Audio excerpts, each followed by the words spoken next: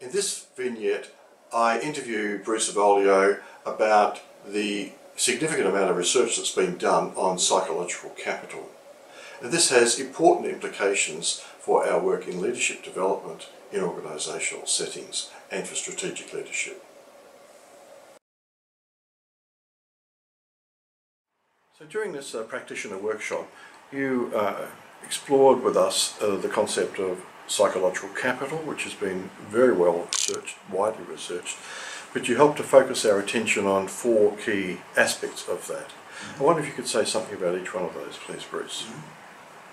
Well, let's put it in the context of there are different types of capital that we use to determine the value of things, like financial capital, social capital, in terms of our relationships, intellectual capital in terms of how smart we are, and we thought, Fred Luthans, myself and other colleagues, thought, there's probably something about the nature of who we are from a psychological perspective, particularly positive, which is the direction we went with PsyCap, that's probably missing in the calculus of what makes people do what they do in a way that's productive and generative and enhances performance of groups and organizations. And so we came up with four components from the literature.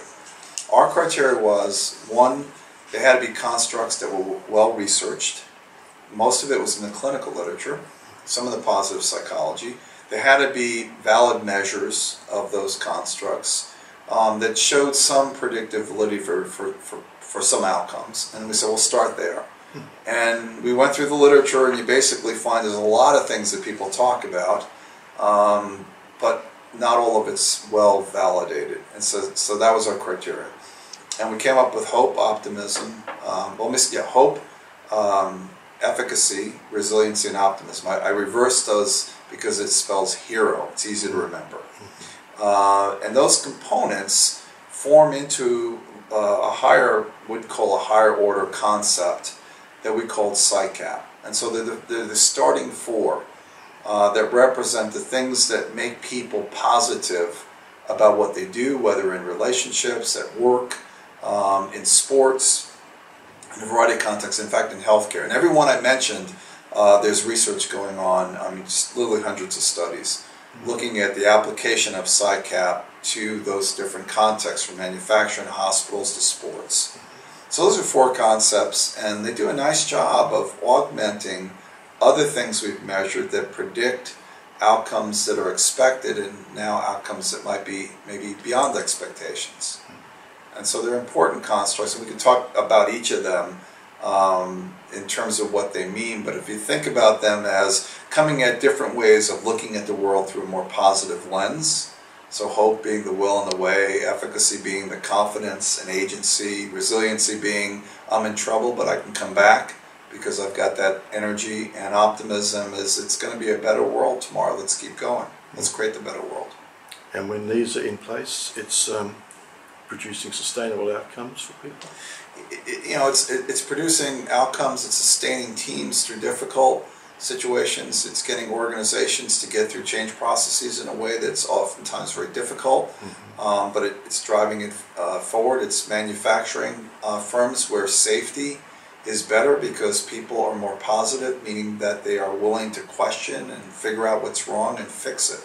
And so it's got a lot of energy, particularly in contexts where there's a lot of things that force you to kind of close down. This opens you up in a way that leads to inquiry, which leads to ideas, which leads to solutions. Bruce, would you like to just tell us a little more about some practical applications of PsyCap that either you know of or which practitioners could and perhaps should make use of?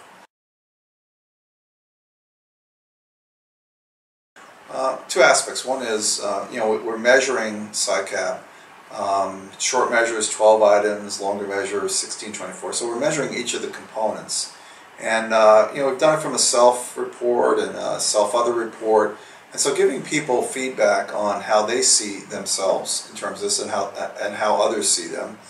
We've also done this with teams. And so we're looking at team PsyCap, and you look at how much variation there is. So if you have a team that's in conflict, You might have some people that feel a little bit more PsyCap than others, and that oftentimes causes teams to not move forward. So we're using it in that context. And we've also done some what we call micro-interventions, which is actually one of the first areas we worked in doing that, which were short minutes interventions where we're trying to boost PsyCap for people working in jobs that are dirty jobs or difficult jobs or stressful jobs, to get their level up, to get them through that in a way that's more positive. Those are some.